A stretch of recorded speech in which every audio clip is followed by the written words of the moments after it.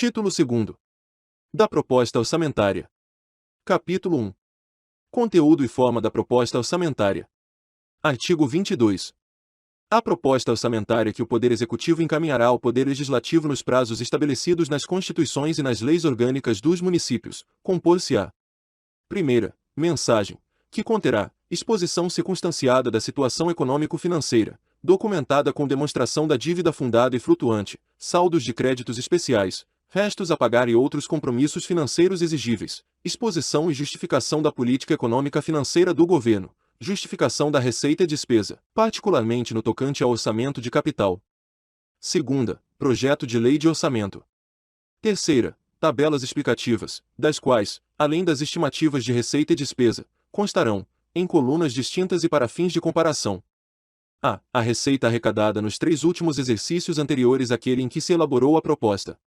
B. A receita prevista para o exercício em que se elabora a proposta. C. A receita prevista para o exercício a que se refere a proposta. D. A despesa realizada no exercício imediatamente anterior. E. A despesa fixada para o exercício em que se elabora a proposta. E. F. A despesa prevista para o exercício a que se refere a proposta. Quarta. Especificação dos programas especiais de trabalho custeados por dotações globais, em termos de metas visadas, decompostas em estimativa do custo das obras a realizar e dos serviços a prestar, acompanhadas de justificação econômica, financeira, social e administrativa. Parágrafo único. Constará da proposta orçamentária, para cada unidade administrativa, descrição sucinta de suas principais finalidades, com indicação da respectiva legislação. Capítulo 2º. Da elaboração da proposta orçamentária. Seção 1ª. Das previsões plurianuais. Artigo 23. As receitas e despesas de capital serão objeto de um quadro de recursos e de aplicação de capital, aprovado por decreto do Poder Executivo, abrangendo, no mínimo um triênio. Parágrafo único. O quadro de recursos e de aplicação de capital será anualmente reajustado acrescentando-se-lhe as previsões de mais um ano, de modo a assegurar a projeção contínua dos períodos. Artigo 24.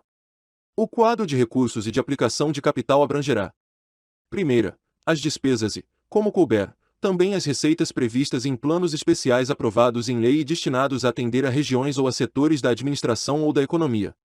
Segunda, as despesas à conta de fundos especiais e, como couber, as receitas que os constituam. Terceira, em anexos, as despesas de capital das entidades referidas no título 10º desta lei, com indicação das respectivas receitas, para as quais forem previstas transferências de capital. Artigo 25.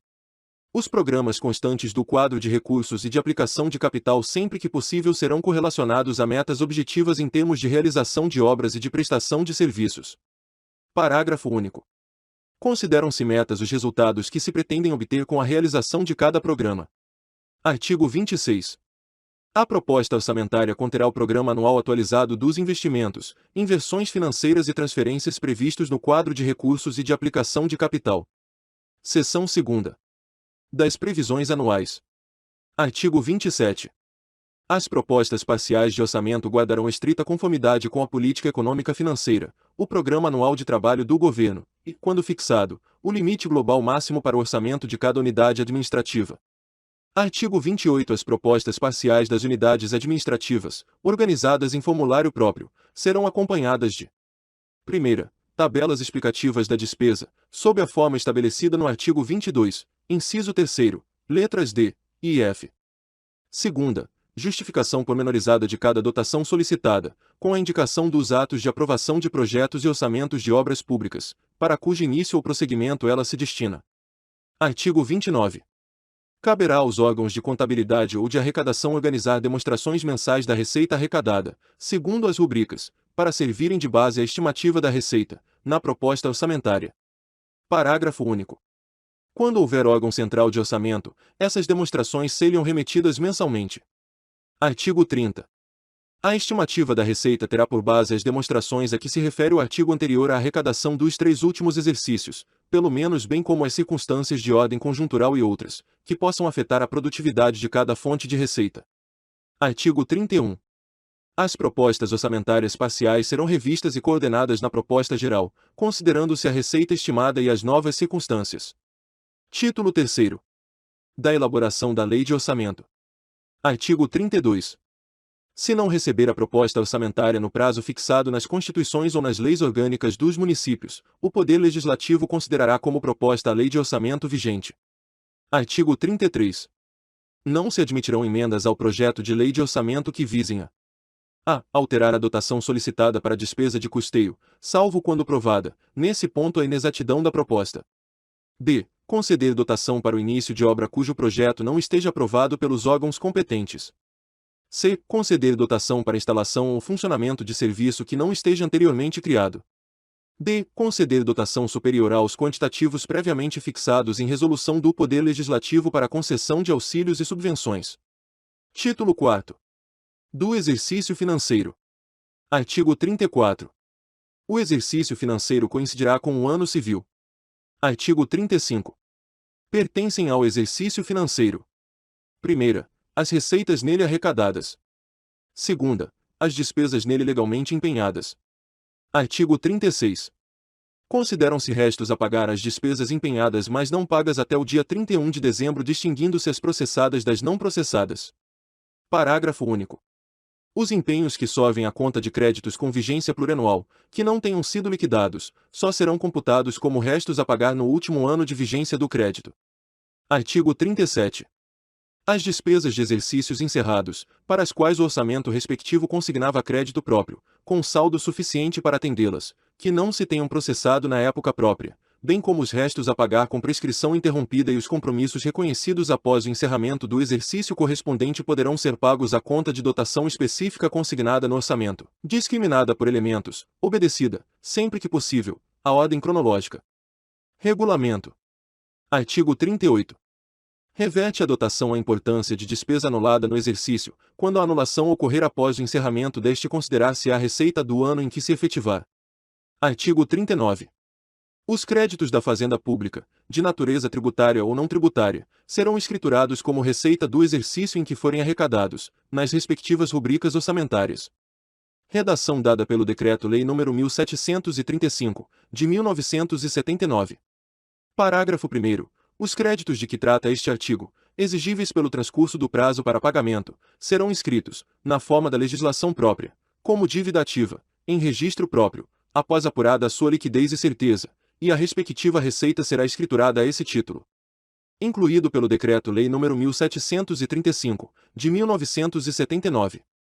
Parágrafo 2º. Dívida ativa tributária é o crédito da Fazenda Pública dessa natureza, proveniente de obrigação legal relativa a tributos e respectivos adicionais e multas, e dívida ativa não tributária são os demais créditos da Fazenda Pública, tais como os provenientes de empréstimos compulsórios, contribuições estabelecidas em lei, multa de qualquer origem ou natureza, exceto as tributárias, foros, laudênios, aluguéis ou taxas de ocupação, custas processuais, preços de serviços prestados por estabelecimentos públicos, indenizações, reposições, restituições, alcances dos responsáveis definitivamente julgados, bem assim os créditos decorrentes de obrigações em moeda estrangeira, de subrogação de hipoteca, fiança, aval ou outra garantia, de contratos em geral ou de outras obrigações legais. Incluído pelo Decreto-Lei nº 1735, de 1979. Parágrafo 3º. O valor do crédito da Fazenda Nacional em moeda estrangeira será convertido ao correspondente valor na moeda nacional à taxa cambial oficial, para a compra, na data da notificação ou intimação do devedor, pela autoridade administrativa, ou, à sua falta, na data da inscrição da dívida ativa, incidindo, a partir da conversão, a atualização monetária e os juros de mora, de acordo com preceitos legais pertinentes aos débitos tributários. Incluído pelo Decreto-Lei nº 1735, de 1979. Parágrafo 4º. A receita da dívida ativa abrange os créditos mencionados nos parágrafos anteriores, bem como os valores correspondentes à respectiva atualização monetária, à multa e juros de mora e ao encargo de que tratam o artigo 1º do Decreto-Lei nº 1025, de 21 de outubro de 1969, e o artigo 3º do Decreto-Lei nº 1645, de 11 de dezembro de 1978. Incluído pelo Decreto-Lei nº 1735, de 1979. Parágrafo 5º.